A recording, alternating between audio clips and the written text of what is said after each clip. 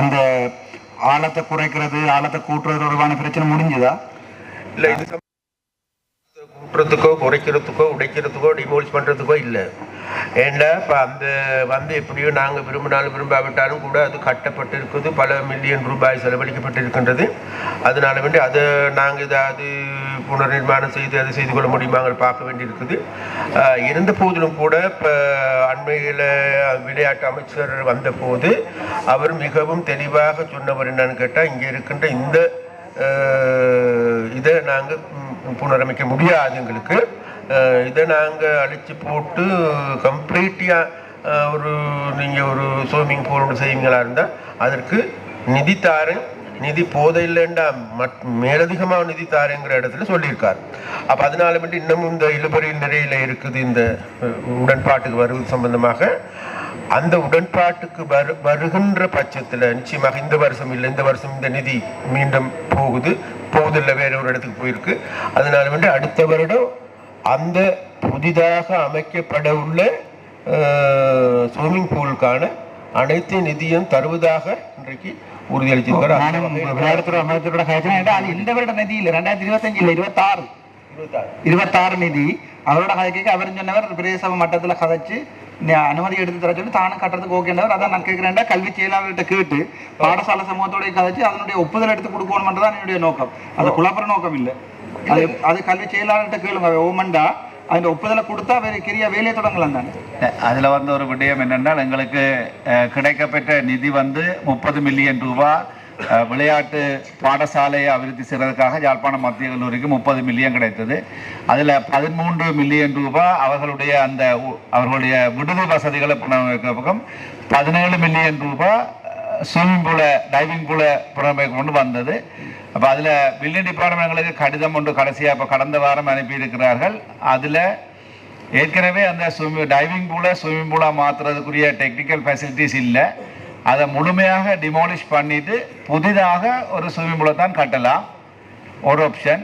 ரெண்டாவது ஆப்ஷன், இருக்கிற swimming பூலையும் diving பூலையும் ஒன்றா பாய்க்கலாம்னா இப்போ கௌரவ அமைச்சர் அவர்கள் அதுக்கு விளையாட்டு திணைக்களம் உடன்படையில். அதால் 2 திட்டத்தையும் இந்த ஒரு 10 நாளுக்கு இல்லை ஒரு 5 நாளுக்கு நடைமுறைப்படுத்த முடியாது. அப்போ நாங்கள் அதில் விடுதி புனரமைப்பை மட்டும் உள்வாங்கி இருக்கிறோம். டைவிங் பூலை இப்போ அதில் புதிதாக ஒரு ஸ்விம்மிங் பூல் அமைக்கிறதாக இருந்தால் அதுக்கு ஒரு பாரிய நிதி வேணும். அந்த 17 மில்லியன் அப்போ என்ன செய்ய போகிறோம்?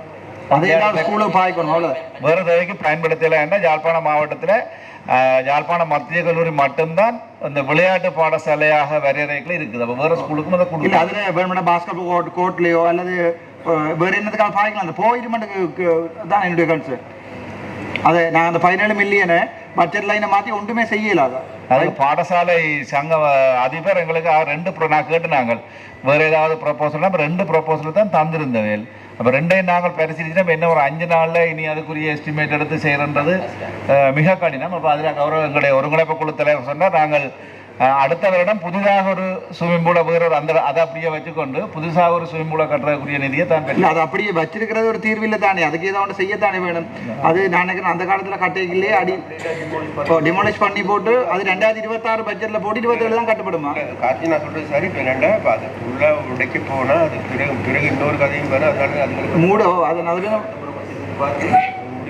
இல்லை என்னென்ன அமைச்சர் அதில் சொல்லியிருந்தவர், இந்த ஸ்விம்மிங் பூலுக்கு திருப்பியும் காசு ஒதுக்கி திருப்பியும் வீணாயிடுது. அதனால இது தொடக்கமே 4 அடியில் இருக்குது. இந்த பில்டிங் டிபார்ட்மெண்ட்ல மிக தெளிவாக சொல்லியிருக்கிறாங்க, இது புனர் நிர்மாணம் செய்யறதுக்கான வேலைகள் செய்தால் மீண்டும் லீக்கேஜ் வர்றதுக்கான வாய்ப்பு இருக்குன்னு ஒரு பக்கம் சொல்றாங்க. இன்னொரு சார் சொல்றாங்க, பில்டிங் டிபார்ட்மெண்ட் வந்து இருக்கீங்க தானே, சொல்லுங்க பார்ப்போம். பில்டிங் டிபார்ட்மெண்ட்ல இருக்கீங்க தானே?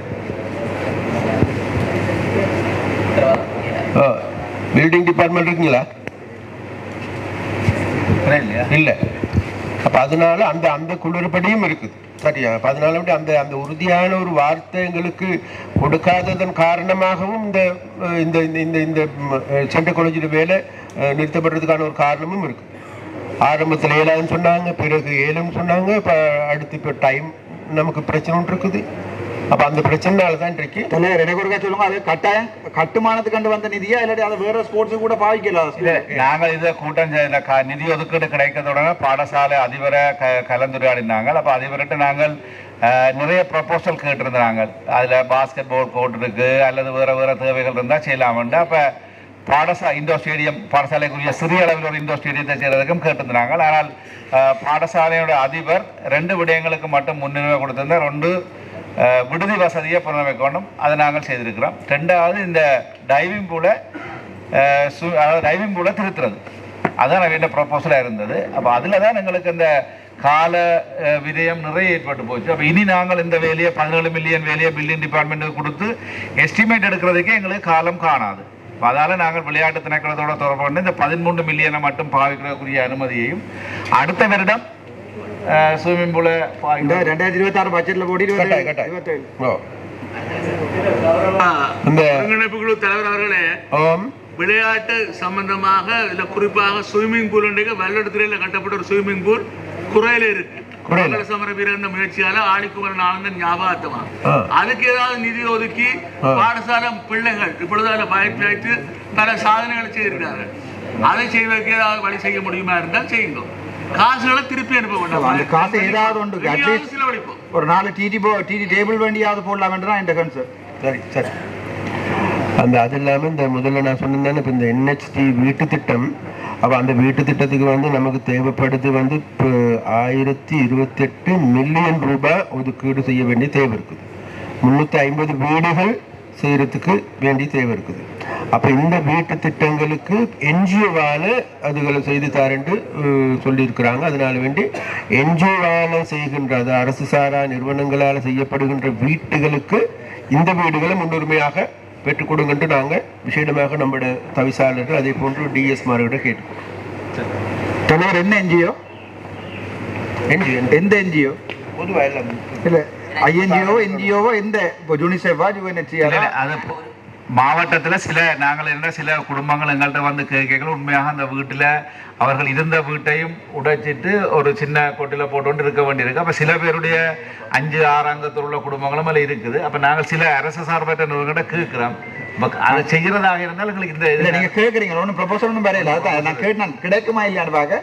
பட் நான் கேட்குறேன், இப்போ இந்த முறை 2400 சொச்ச வீடுகளுக்கு காசு ஒதுக்கப்பட்டிருக்கு. அதுகளில் இதில் இவை கொடுக்கலாதான்? என்னடா வீடு அறவுரையாக கட்டி தூண் மட்டும் சுவர்கள் மட்டும் நிற்கிறது இல்லை. நான் மிஸ்டர் டிவி சரத் அமைச்சரோடையும் கதைச்சேன். நான் அவர் சொன்னார் எங்களோட பட்ஜெட்ல 2400 2600 வீட்டுக்கு ஒதுக்கப்பட்டிருக்கு. சரி, அர்ஜுனா சொல்ற கேள்வி வருது. ஆனா இந்த இடத்துல நான் கவனத்துல கொள்ள வேண்டிய ஒன்று தான் என்னன்னு கேட்டா, இப்ப அந்த வீடுகள் இப்போ NHT வீட்டுங்கிறது வேறு, இப்ப வந்திருக்கிற வேலை திட்டம் வேறு. சரியா? அப்ப இந்த வீட்டு திட்டத்துக்கான முன்னுரிமை அளிக்கப்பட வேண்டும் என்கின்ற இடத்துல நம்ம இருக்கிறோம். அதற்கான அண்மையில ஒரு கேபினட் பேப்பரும் கூட போடப்பட்டிருக்குது.